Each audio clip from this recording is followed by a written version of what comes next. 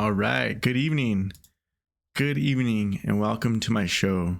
My name's Jerome, and this is Psycho Silver. The reason that I've named it Psycho Silver is because we're going to discuss the psychology of money and economics. We're going to discuss the manipulation. And by manipulation, I mean the intentional agenda to ensure that people pretty much stay ignorant to finance and economics. And as an extension of that, they will stay ignorant to global politics and local politics, if you think about it. And I know over the past few years, I've seen that there's many people that are like me, people that are going through an awakening where they're learning about the debt and central banking, a political awakening, and they're seeing how that all interconnects. And they're coming looking for more information. And so I decided that I do have an opportunity to teach some people what I know. And so there's people at all different levels, and I turn to really high-minded, very intelligent financial experts for technical stuff, and I learn from them. And I think I will be able to provide a channel for people that are more on the new side. And I'll be learning myself, so you'll be kind of coming along with me as I grow and learn, and hopefully I'll be breaking things down for you in a way that you understand. So we're going to study, we're also going to study silver. We're going to keep a very close eye on the COMEX and LBMA vaults, particularly in silver, but we care about the gold and the platinum too. And last but not least, we care about the truth on this channel. We're gonna improve ourselves, and we're gonna learn. And if I think something's cool, I'm putting it on this channel for you to see. And I just know that if I think it's cool, you're gonna think that it's cool too, because we really do have a community of like-minded people that are growing. I know a lot of people are coming to the silver stacking community because they got an education through Bitcoin. They learned about the debt.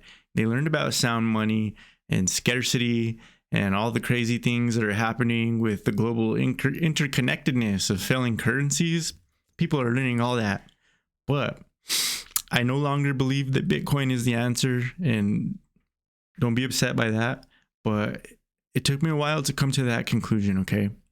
But I'm still going to follow it, and I'm still cheering for you. If you believe in Bitcoin, you want sound money, you care about all that stuff, well, I'm cheering you on. I'm not against you. I'm an ally of the Bitcoin and crypto community, but I'm a silver stacker, and I want you to be a silver stacker too. You can do both, but only silver for me, okay? So welcome to my show. Glad you're here. I got a lot of things to show you. I'm gonna try and keep this show pretty quick, but I got a whole lot. In fact, I had so much that I had to say, okay, time out. Let's just make a show. There's too many things going on. You can't go on forever and ever. So let's call it, I just said, okay, the research stops there. We're going to get into the show. I've been working so hard to make this podcast studio good, learning my streaming software, all kinds of stuff. Check this out. I learned how to do this today. I thought this was amazing. I was calm on the outside, but thinking all the time. We are not gamblers here at the Iron Bank, Lord Tyrell. We are not gamblers here at the bank. The Iron Bank, Lord Tyrell. I think I'm going to hold on to those for a while. That's going to be a part of the show for quite a while. It's been fun learning how to do all this stuff. I got one more. This is audio only. Check this out.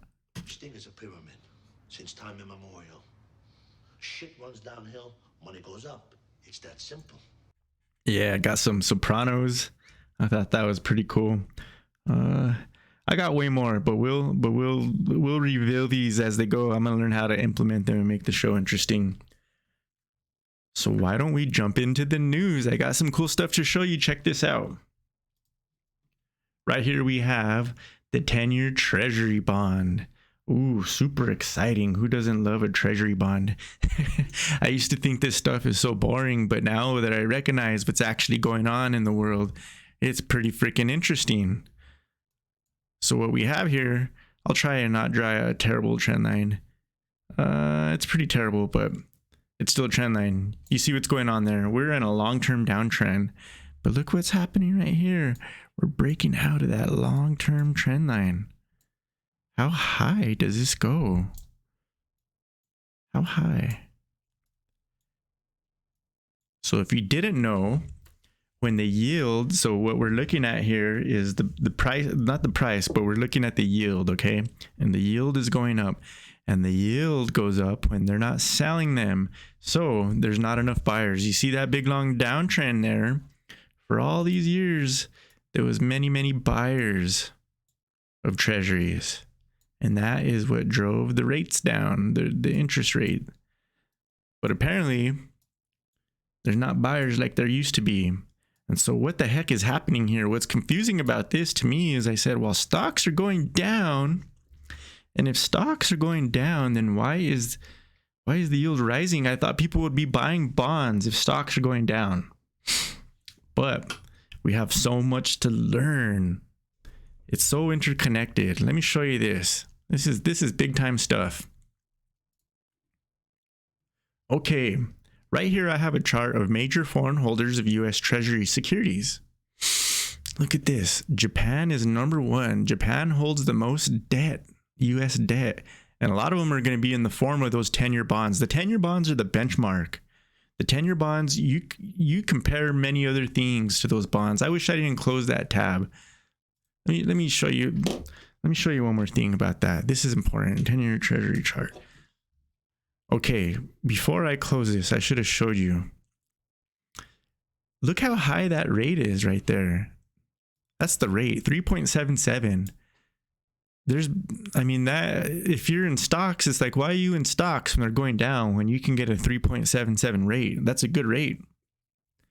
And if it's such a good rate, why aren't more people buying it? Well, I'm sure many of them believe that there's going to be a better rate coming. But don't forget, this is really expensive because when they got to pay these back, a higher interest rate means you got to pay more back. And that's a lot more money to pay out. You like lower rates better. But there's other agendas, right? Okay, so we need to understand here that Japan's a huge holder of debt. China's a huge holder of our debt. And look, United Kingdom, Switzerland, Cayman Islands. And I'm going to get to the bottom of that Cayman Islands eventually. I think we need to do some big time research there. There's all those speculation and what's the right word for it? It's like a cliche, the bank account in Cayman Islands. We're gonna look into that. We're gonna find something interesting. You have Luxembourg and Ireland. Okay, so those are the big holders of your bond. Keep that in mind because we're gonna return back to that. There's something interesting going on. Right here, this is from Wall Street Bets, and I thought this was hilarious. I wonder if it's a Brit that wrote that. The British pound is getting pounded. Pounded, eh? British pound hits all-time low of $1.04. Ouch. And this is not old. This is happening overnight. So the British pound is hitting an all-time low. And remember, we did just see that the UK is one of the largest holders of US debt. What could that mean? I don't know. Let's check out this next side. Japan's Kishida says ready to act to prop up plummeting yen. Oh wow, when was this? This is September 23rd. Japanese Prime Minister's comments come after Tokyo buys yen to support the currency for the first time since 1998. Japan Prime Minister Fumio Kishida has warned excessive movement in the yen due to speculation. Oh, it's due to speculation. Cannot be overlooked, and promised to act with a high level of vigilance and intervene to support the currency again if necessary. Should there be any excessive volatility, by volatility he means it's going down, right? We will take action. Okay, so Japan is a huge holder of US debt and the yen's plummeting. UK is a huge holder of US debt. Pound plummeting, pound getting pounded. Maybe it's probably nothing. It's probably nothing. We're going to return back to that. Let's close this tab for now. Eating up all my RAM. Here we go. We got Michael on Twitter. Hashtag Silver Squeeze. This guy is, if you don't follow him, please do follow him because he gives so many great updates about the COMEX vaults. On Friday, for once, we see that the COMEX silver did rise, meaning there was more in the vault, and usually it's only being taken out. And the number we care about the most right here is we care about this number right there. 43.5 million ounces. We care about the red. We care about the total too. That's important. 316 million ounces total. And also we have gold right here. Oh, we have APMEX gold. No, we got some better up here. There's the gold. For what it's worth. I am keeping much less of an eye on gold. I wanted to scroll to the top and show you this. So this is day before yesterday. Tracked silver sales in APMEX were 117,000 ounces, the highest recorded Friday year to date. Selling a lot of silver over there at APMEX, eh? This is for Saturday. Tracked silver sales at APMEX yesterday were at 117,000 ounces. Were they both 117? Yes. Oh, it's the same. Okay. Same tweet. Here we go. Here's the next day. Tracked silver sales at APMEX yesterday were 68,667 ounces. Without a doubt, the highest silver recorded to date. Saturday to date. I wonder if something is... What's going on out there? There are people buying silver. Let's see if he's got any other juicy tweets we can have a look at.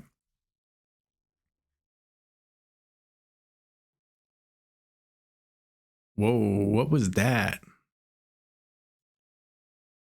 Oh, that is astonishing. Wow, guys. And this is 6 years old. This is, I mean, six hours old. This is astonishing. CME GBP futures halted. Currency crash. Wow. All this is just happening while I'm preparing my show. I didn't even see that yet. So the British pound is indeed getting pounded. It got stopped. Futures halted. Currency crash. Yikes. Big yikes, guys. If there wasn't so much things going on, war and controversy and all this fear, this would be the biggest news in the world already. But there's not enough time to pay attention to everything that's going on. Let's go on to the next thing. I got more to show you. David Jensen from Gab says, swap dealers, which are the bullion banks, are net long silver 88 million ounces, but they also hold 140 million ounce silver short. They'd better hope that their long positions can cover their short positions if they get called for a delivery in a sizable amount. Interesting. So what we do know, let's keep this simple here. Let's keep this very simple.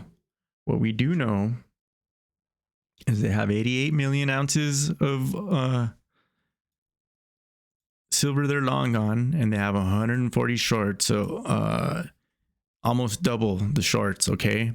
And what I would also note about that is the registered silver on the COMEX right now is at 43.5 million ounces, okay? So both of those numbers are much bigger than what's even available as registered on the COMEX. That matters. That is context, my friend. I'm not saying one directly involves the other. In a way, it kind of does, but you need to see the COMEX. I mean, the context. And so you see how big these shorts really are when it's put to you in that way, right? And I wanted to let's get a definition in here real quick. Just so you understand, a swap dealer, they facilitate transactions. So they're facilitating transactions between principals and agents. This is what the banks do. That's their business there. And so we're also clear, a bullion bank, it sounds like it's something different, but it's really not. 12, this is the LMBA, but it's pretty much, I mean, it's really similar in the COMEX. Citibank, HSBC, JP Morgan, Merrill Lynch. These are just banks. Bullion banks are generally just banks. But I would note, it's not like these people are abandoning bullion, right? They're not Bitcoin banks, right? They're not Ethereum banks. They're not Ripple banks. They're bullion banks. And to this day, the fundamental reserve is gold, and they hold treasuries and currency. Okay, it's kind of the same thing when you say treasury and currency, but the treasury is the form of the currency that they prefer to hold as a reserve asset. All important information.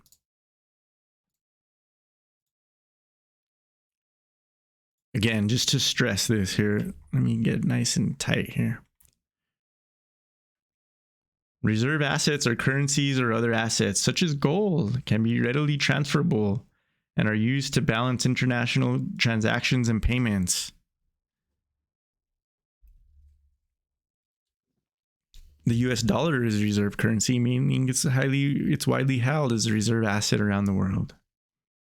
So we have dollars, we have treasuries, we have foreign currency, we have gold. There's no Bitcoin there. There's no Ethereum.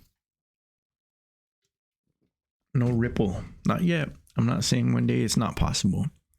But a lot of these people, okay, so this is where the psychology comes in, okay? If you don't watch the long form content and do your research and actually learn about what they're doing, not what they say and not what they entertain you with, there's so many people out there right now that genuinely believe that, oh, the banks are getting into Bitcoin. Like Bitcoin is the next gold. And they care about it so much they're all buying it up as fast as they can. And especially when the price goes down, right? They buy even more when the price is low. Russia and China and everyone's getting into Bitcoin. I wouldn't deny, like, yes, on some level, they are maybe mining some Bitcoin or buying them off the market, but it's not a reserve asset. It's not what they think about, okay? This is important. You got to watch what they're doing and not watch the entertainment that they're giving you.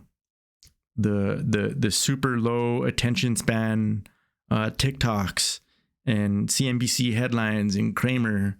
You got to go a little bit deeper. Okay, next thing. I thought this was so important. And then I closed the tab. Let's see how fast we can get that tab back open. That was a mistake.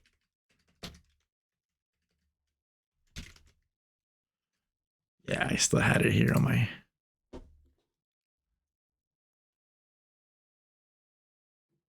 While investors were monitoring the gold price after the Fed announced it would pump more money into the system this week, here in the UK, Queen Elizabeth was checking out real gold at the Bank of England. The Queen and the Duke of Edinburgh saw 63,000 gold bars during a tour of a vault at the bank. The bars were stacked in 8 rows.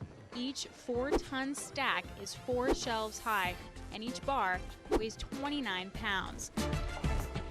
The vault is one of 9 in which the bank stores $323 billion worth of gold. I know when they try, so one of the manipulative tricks that they pull on you is when they tell you how much this gold is worth in dollars. No one's going to sell their gold, okay? I mean, yes, okay, they do, but they're never going to sell all of it. And especially the countries that are the strongest economically, you can't give them all the dollars in the world to take their hoard of gold. They would never, like they say that it's worth $323 billion. If you gave the Queen or you gave the Bank of England $323 billion, they would tell you to fuck off. You're not getting the gold. Let's be clear about that. This is education here. In fact, if we were to look at the market cap of Bitcoin, and you gave them all the equivalent, you give them double the value in Bitcoin to their gold there, they ain't gonna sell you their gold. What does that tell you? And I do invite anyone to challenge me on that. Who who's gonna challenge me on that? Go ahead. Now, not all the gold, though, belongs to Her Majesty's government. The Bank of England only owes 310 tons. That's just about $16.8 billion.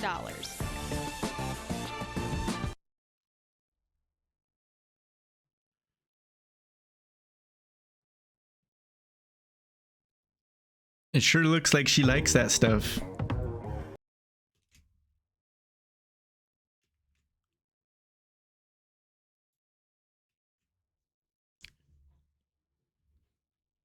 Okay, on to the next slide. What I wanted to point out here.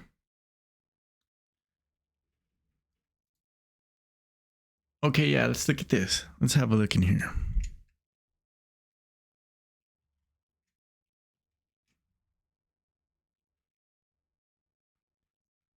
See if I can get this big enough for us. Okay. Here are the gold holdings of each nation. Up top, we have America with 8,000 tons of gold. Next is Germany with 3,359 tons of gold. The IMF is the third biggest holder of gold in the world. To me, that's very interesting. Okay. They do issue their own kind of quasi currency called the SDR, the special drawing rights. And it's probably worth an entire show figuring out how the International Monetary Fund gets its authority. Here it says it's an agency of the United Nations headquartered in Washington. Well, isn't that interesting? Consisting of 190 countries. Stated mission working to foster global monetary cooperation. Okay, we have Italy, France, Russia, China, Switzerland, Japan, India, Netherlands. The biggest holders of gold. I feel like the countries here that hold the most gold are a little more willing to go back to the gold standard, right? Is that too obvious? But of course, never America, because if you get to have the world's reserve currency, then that's a position of kind of ultimate power. And even if you have all the gold, you don't want to give up the ability to just create money out of thin air, right?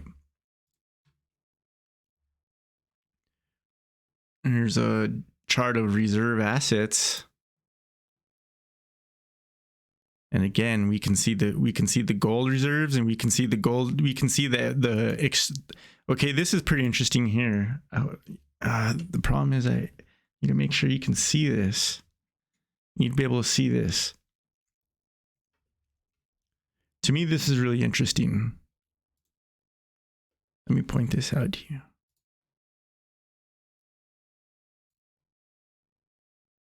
China has a huge hoard. Triple of the next biggest, Japan. China is a super huge hoard of it says FX reserves, and so that's going to be foreign currencies. So they're holding a lot of currency of other nations. I would assume that's in the form of like treasuries and bonds. And next is Japan, and we already know Japan is one of the largest holders of U.S. debt.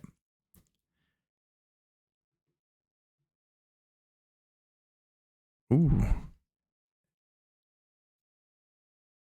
I don't know what we do with this information right now, but we're going to bookmark this for later, because to me, that seems really significant. Taiwan is a huge holder of foreign currencies. And they do have some gold too. Here, over here. Let me close this again. And they do express this in terms of percentages too. Let me get my face out of the way. Percent of holdings. Venezuela has the highest gold ratio. 82% of their reserves are in gold. That is very interesting. We have Portugal, Kazakhstan, Germany. Germany and the United States. I don't know quite what to do with that information right now, but I know it's significant. I was calm on the outside, but thinking all the time. I was thinking all the time. What does it mean?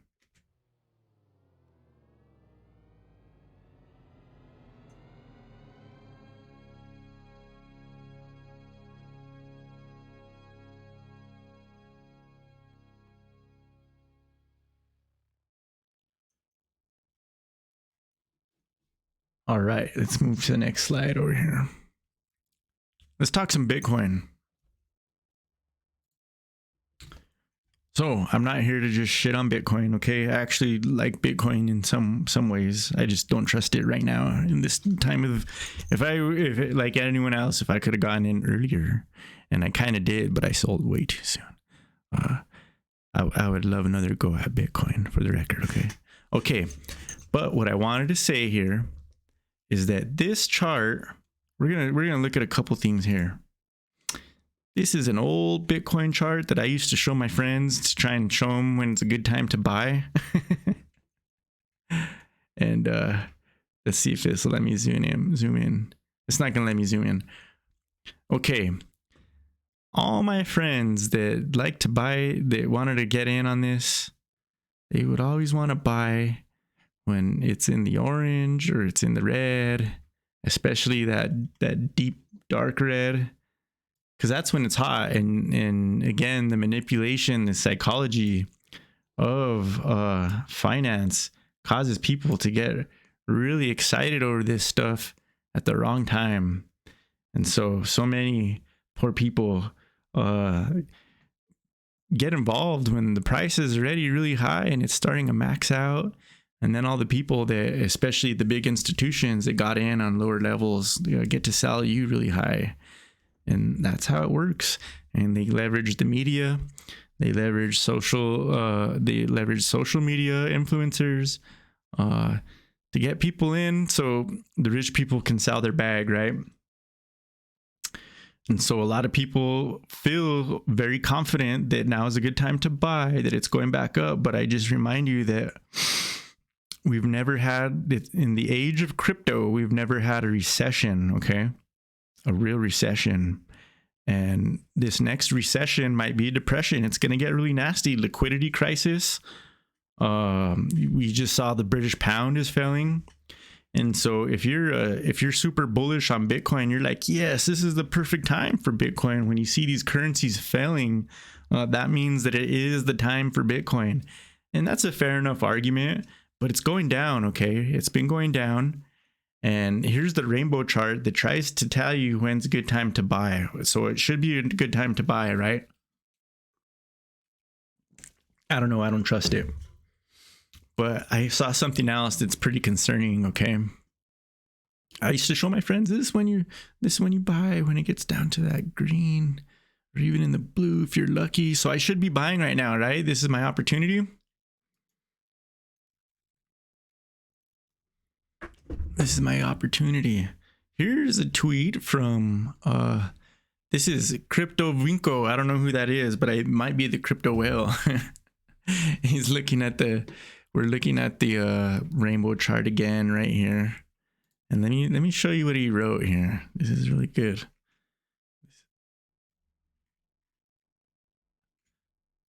Crypto Vinco says, the Bitcoin rainbow price chart Maxis used to predict 100K in 2022 has added a new color as Bitcoin tumbles below support. You can't make this stuff up.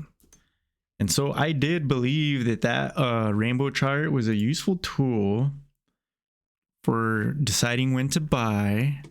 And I used it and I did show it to my friends because it seemed helpful. And I always ask myself, is Bitcoin done? Like if it falls out of that rainbow, is it done? I was like, yeah, that probably makes sense. Because then you have some really, at least from the technical analysis perspective, you have like structural damage to that uptrend, right? Well, it did fall out of the it fell out of the rainbow chart, and they just went ahead and added a new color. So make of that whatever you want. Like, it's up to you to believe whatever you want about that. But I have more evidence. I have more things that are concerning about Bitcoin that I'm going to show you here. And this is what's on my mind. And this is why I'm not buying Bitcoin. I'm stacking silver, baby. I like that shiny in my hand right there. Right there. That's the world that we're moving into, the world, a new world. This is a world where things that are real count more. And so we'll have the metaverse, okay? And social media is not going anywhere. And virtual reality, I know, is going to get better. So I know all that. But all those things are going to be built out of real materials. You need real metal, rare earth metal, silver. What is it? There's lithium for electric cars. All this super rare stuff that countries are quietly fighting over. They're not telling you. That's not on CNBC. That's not on, you don't find TikToks about nations scrambling to secure rare earth metals and silver for all your gadgets. They can put us on our phones and in VR all they want, but you need the material and the energy, and that's a whole other ball of wax. The energy is so important. So I don't know really where we go, but I do believe we are entering, because we're entering a depression. This is an era, a minimum of 1 decade. Maybe it's just a new way of life. Real things matter.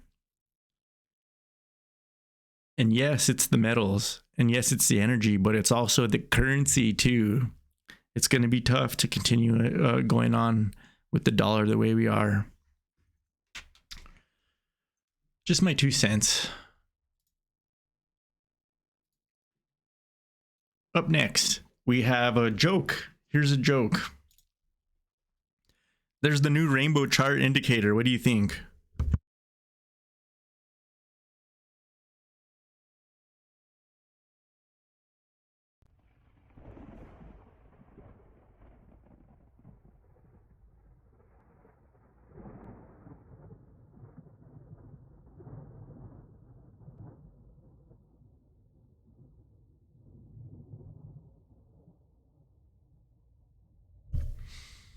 Not looking good for Bitcoin. I thought that was hilarious. That was so good.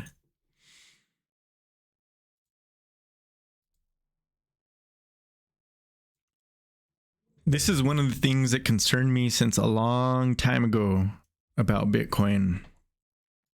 So yes, Bitcoin's the big daddy.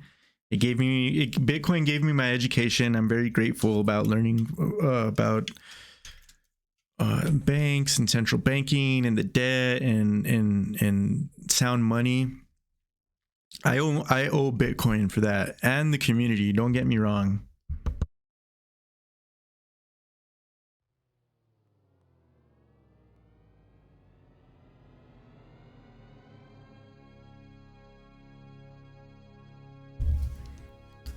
I needed a drink of my water.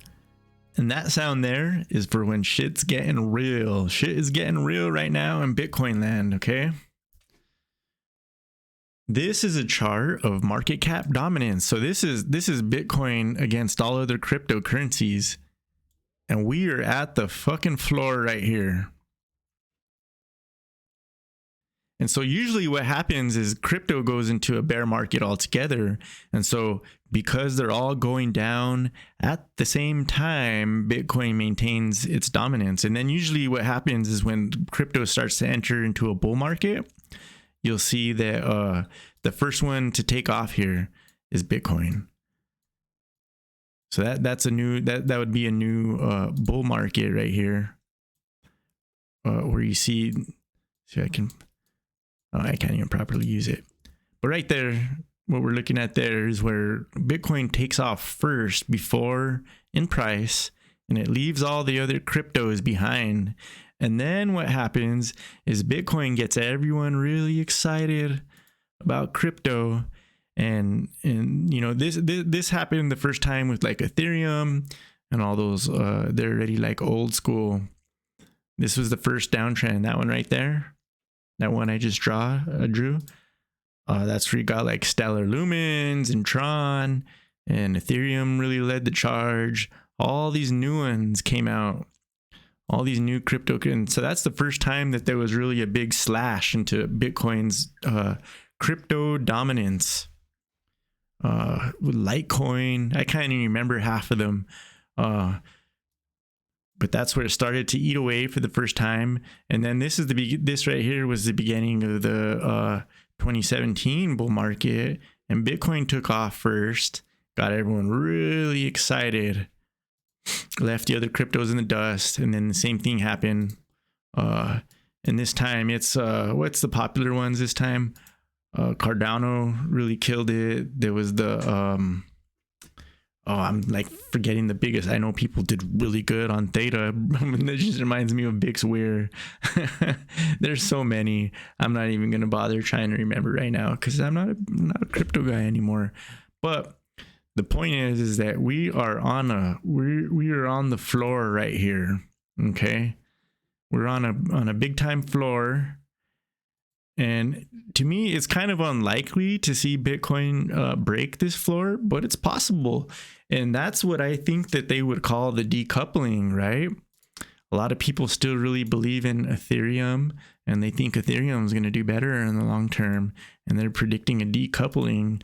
And the super hardcore Bitcoin people are like, you're out of your fucking mind, Ethereum people. Never going to happen. Bitcoin is the big daddy, and it's here forever. But Bitcoin has some problems, okay? And I do hope they succeed and they update the technology, but we're going to find out what's what. We have these other currencies crashing. We have bonds spiking, stock market going down, possibility of war, energy crisis. What is an energy crisis due to freaking energy intensive cryptocurrency? They haven't fixed it yet. So we're going to wait around for them to fix it, or just assume that it does get fixed. And people are still going to go super hardcore on Bitcoin the whole time. I don't know. These are just questions that I have.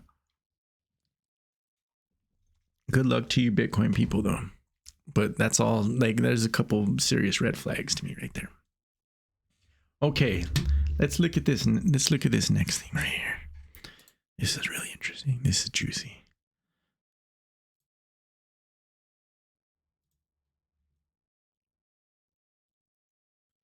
Australia's central bank has equity wiped out. Billions in bond losses. So we have a currency crisis in Japan, a currency crisis in the UK. We see that our bonds are spiking. 10-year bonds are spiking. And here in Australia, what is happening? The central bank is wiped out by billions in losses. And this is funny. We got to read this a little bit because I got something to show you. Let me close these charts, and then I can get some of my freaking browser speed back. I was really just munching up my RAM. I need a solution to that so I can do these presentations without killing my RAM, because then I can't even draw on these. It gets too slow to draw on these and try and show you what I'm looking at. Let's read this real quick. The bonds were accumulated under a $300 billion emergency stimulus program that ran from November. Oh, so it's COVID. Okay. Shouldn't have said that word. The big C, from 2020 to 2022. The losses eclipsed underlying assets of a $2 billion. Let's read that again. The losses eclipsed underlying earnings of $2 billion and left the central bank with an accounting loss of $36 billion. It also ate up the RBA's reserve funds, leaving it with a negative net equity position of $12 billion. This is my favorite part. Bullock noted, while this would bankrupt a normal commercial entity, the RBA's liabilities are guaranteed by the government. Here it is. This is why we're psycho silver. This is the manipulation right in your face. This is the psychology. Spot what's wrong with this sentence. Try and come up with what's wrong with that last bullet point before I say it. It's a test. Are you immune to the brainwashing and propaganda? Have you already built up your tolerance? Can you identify it? What's happening there? Well, there's a few things happening there. Okay, I'll tell you. What's really going on right here? The liabilities are guaranteed by the government. The government don't make no money. The way that's properly read is the liabilities are guaranteed by the citizens who get taxed. That's who foots the bill, not the government. But they're trying to convince you that all things are provided by the government. And that's where they're headed. Like this is a manipulation psychology 101 right here. And this is how my channel got its name, baby. You must be vigilant to this type of language because they're using it more and more. Let's see if there's any more worthwhile things to talk about on this.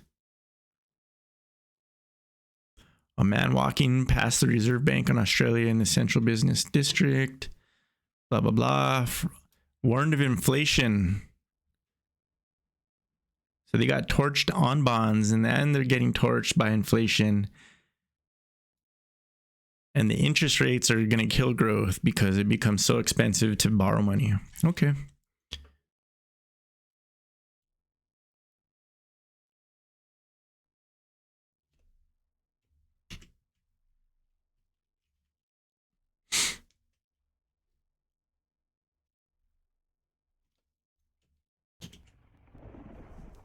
That's the storm brewing. I was told that there's some sort of storm on the way. Did you guys hear the same thing? Some sort of storm. Oh, here, look, I like this one. It's funny. Have you ever wanted to believe in something, even though you knew it couldn't be true? Did you ever want to believe it so bad? That's the Bitcoin people. Poor Bitcoin people. To believe in something, even though you knew it couldn't be true? Did you ever want to believe it so bad?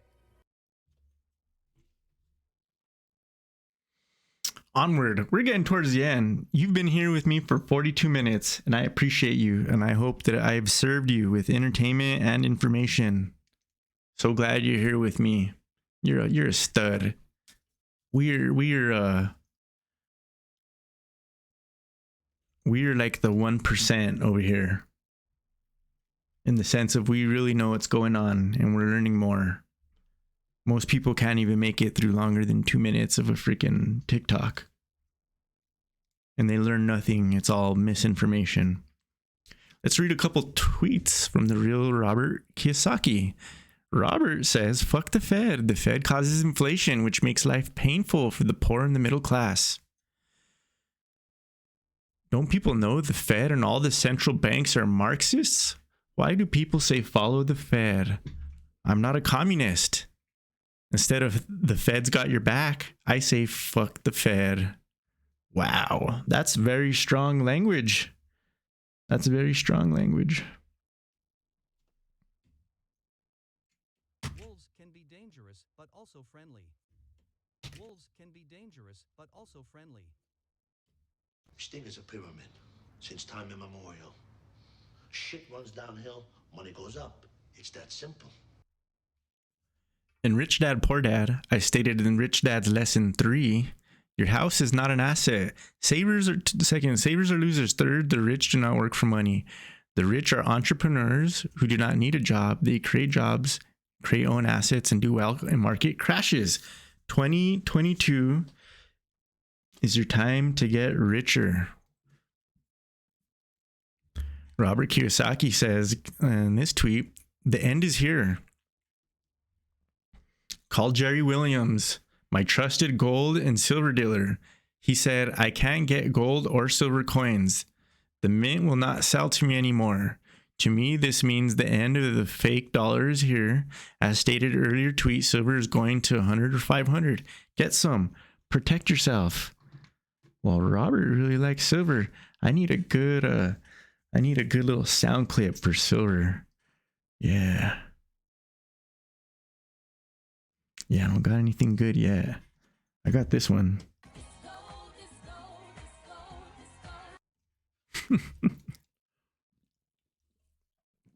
We're going to find the perfect one for silver and we're going to laugh because it's going to be funny. Any more good tweets from Robert? The US borrows too much money. US keeps interest rates low. Low interest rates forces US to borrow more and buy more dollars. Borrow more dollars to buy bonds. Let's read that again. US borrows too much money. US keeps interest rates low. Low interest rates forces US to borrow more money and buy more bonds. To keep interest rates low, this causes inflation, forcing interest rates up. Debt becomes too expensive. US dollar is dying. Buy gold, silver, Bitcoin. Yep, that's what this channel is all about right here. Next up, we're gonna bring it home right here.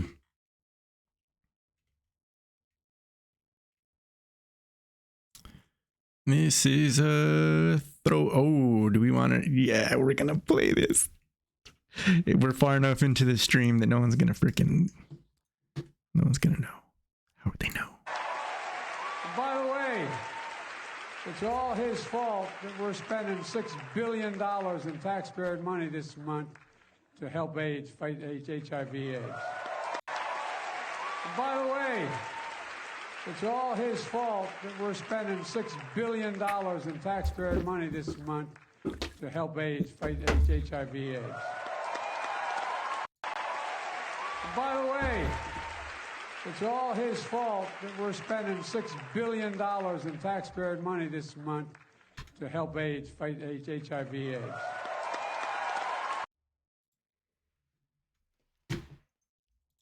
Presented without comment. That speaks for itself. We ready to look at this slide here. Ooh, this is interesting. Let's play a couple minutes of this.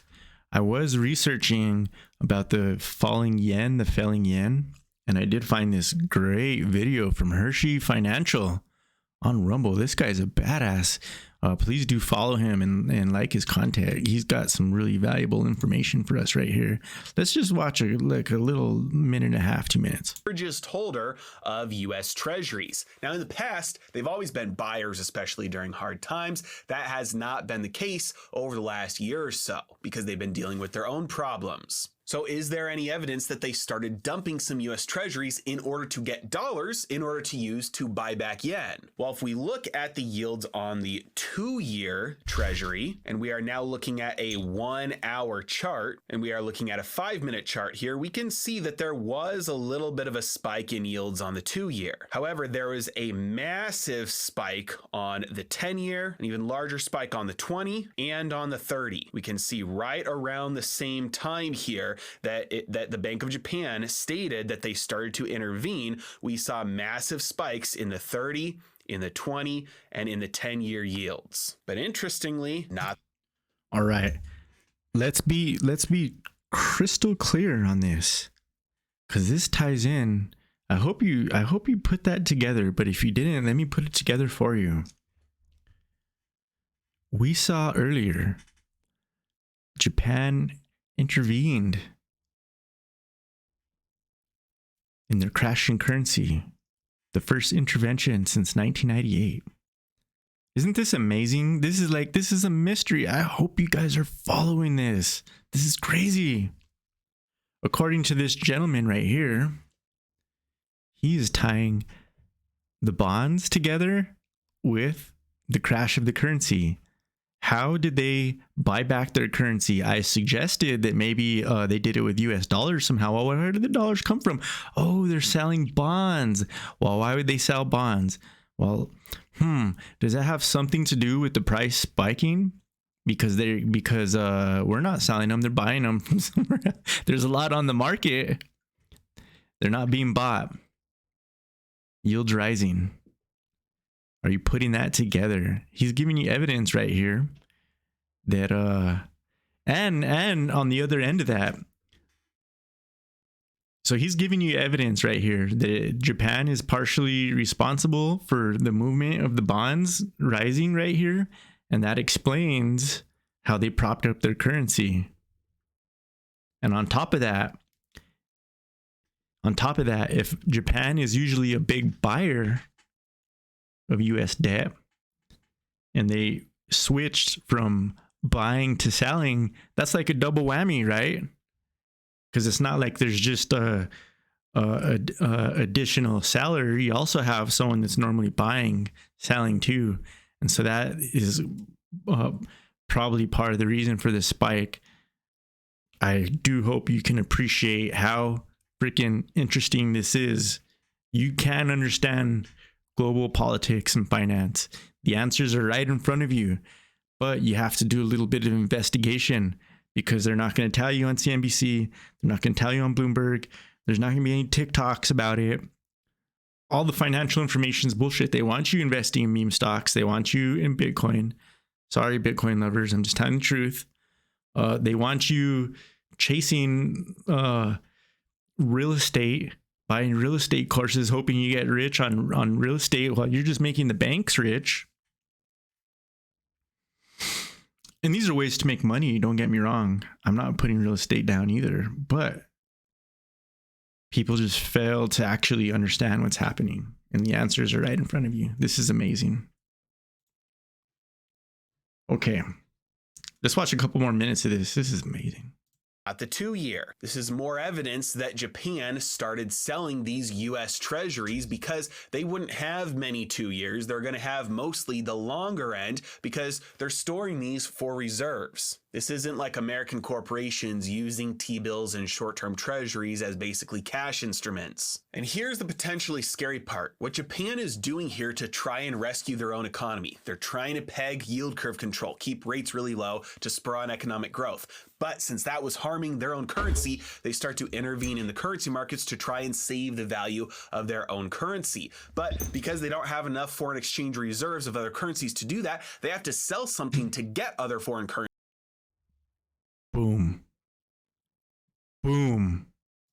So that they can use those to buy their own currency back, and they happen to have a large pile of treasuries. Boom.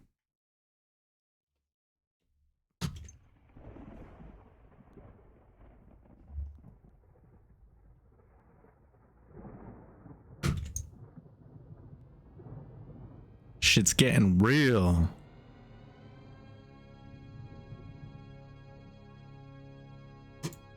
As do most central banks around the world. And the key here is that most countries around the world that have a lot of treasuries are also about to have major economic problems. And so if Japan can get away with, or can be forced to start to sell treasuries in order to get dollars, in order to buy its own currency, in order to try and save its own currency value and be stimulating its economy with low rates at the same time, other countries may follow suit. Sting is a pyramid since time immemorial. Shit runs downhill, money goes up. It's that simple. Do you understand that? Sting is a pyramid since time immemorial. Shit runs downhill, money goes up. It's that simple. The shit goes downhill and the money goes up. Isn't that what's happening? Who's at the top? Who's at the top? We are not gamblers here at the Iron Bank, Lord Tyrell. Take a look with me here at this statement from Luke Grauman. He said way before Russia collapses due to the loss of the EU as a customer, energy prices needed to balance supply and demand for energy will push the EU, UK, and Japan, key there, Japan, into current account deficits. It will likely push them into Southeast Asia-like currency crises. This would look like the euro, the pound, the yen collapsing versus the US dollar. In turn, this will... Say what? Say what? Let's do this again. Into current account deficits, it will likely push them into Southeast Asia-like currency crises. This would look like the euro, the pound, the yen collapsing versus the US dollar. In turn, this will drive the US dollar higher in a super spike, breaking global markets remarkably fast. We can end the stream right there. Let's have a look at the DXY. Let's see how much we're spiking. We're up today. Let's see how spiky this looks.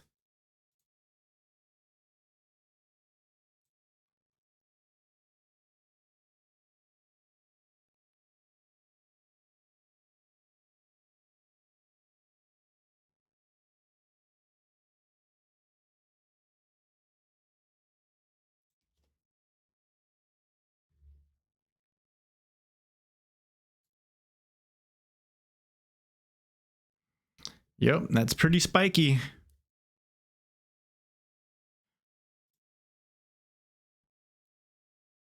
There you go. And this is uncharted territory. This is really high. I don't want to make this. I can go so much longer on this, but there's many targets. So we're at 113 right here. And I've seen some crazy targets of like 140. And allegedly that's just going to break many countries if we do end up getting that high. Let's bring this home. We have a tweet from Michael Berry. The white collar employment bubble is bursting right in front of our eyes, and the longer it takes, the redundancy will for the redundancy to disappear, the more permanent the decline in employment will be. Work from home will in time be seen as a culprit.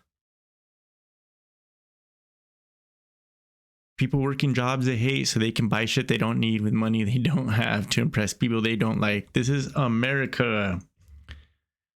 Come on, man. People work jobs they hate because rent is incredibly high.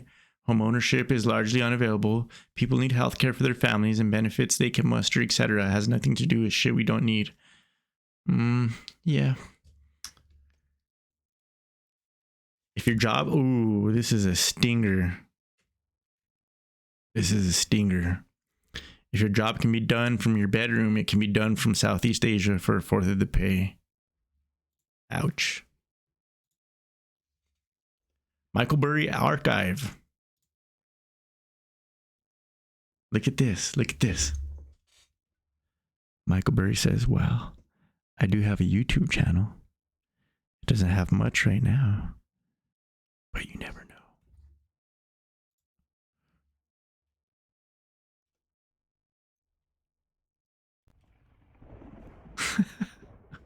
I'm sorry if this is stupid. I'm just so excited. I'm excited. Don't judge me.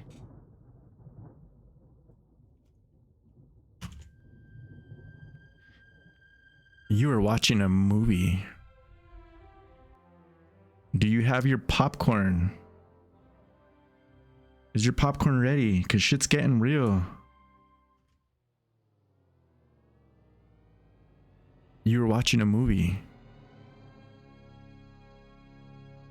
I heard there may be a storm coming. Let's see what this video is all about before we close this out. We're getting close to an hour.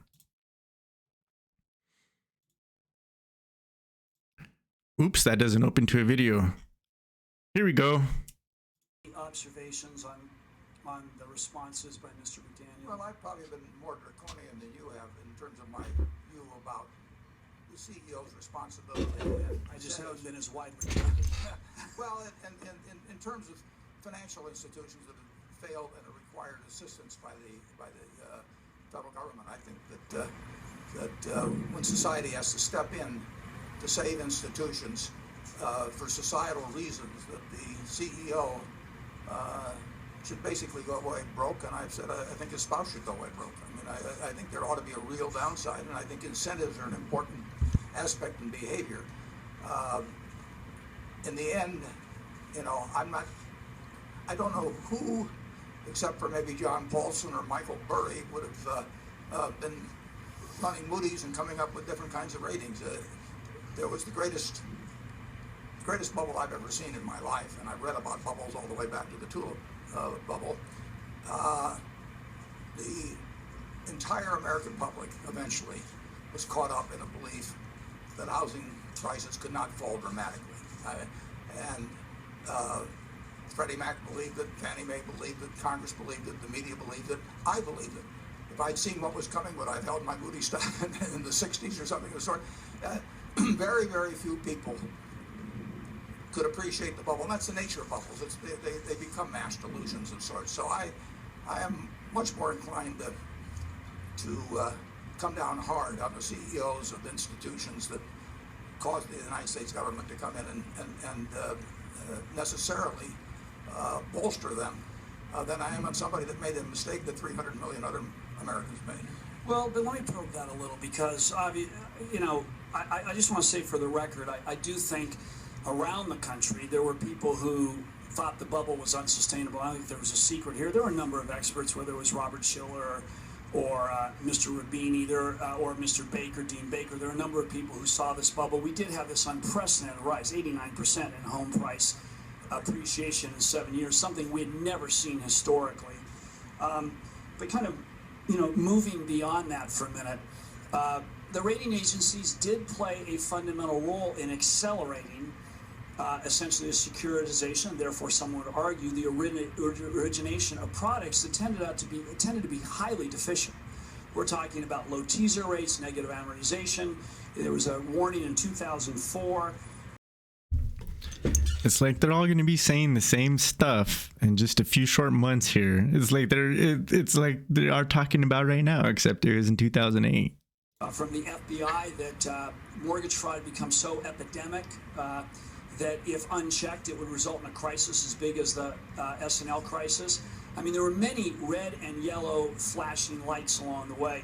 There is a country song by Don McLean where he says, when the gates are all down and the signals are flashing and the whistles are screaming in vain, and you stay on the tracks avoiding the facts, you can't blame the wreck on the train. Wasn't the role of the rating agencies, though, to be referees in a game that got out of control? You told our staff that, well, gee, if they had not done the ratings, they would have been howled at by Congress. But don't we expect referees to make the call, even if they're going to get booed? Yeah, and they made the wrong call. I mean, they basically believed, as most of the American public did, and you couldn't have had this size bubble without overwhelming. And the Cassandras were there, but who was going to listen to John Paulson in 2005 or 2006 or Michael Burry? I mean, it didn't mean anything. And wow. You know, and look at me. I mean, I was wrong on it too. I recognized that something pretty dramatic was going on in housing, but I actually called it in the annual meeting when I got a question on a bubbleette. Well, that was a terrible term to use. It was a 4-star bubble, and the rating agencies missed it. And you know, as I say, you know, you could look at the March 30th, 2007 report to Congress by OFEO, which had 200 people overseeing Freddie and Fannie, and they basically gave them a green light on asset quality. Well, I actually think I take a different view that if you look at OFEO's reports, which we've had access to, they raised a number of issues. But moving on from that. All right. That brings us to over a 1 hour of video. And that was so good that I'm going to have to do it again. That was a lot of fun.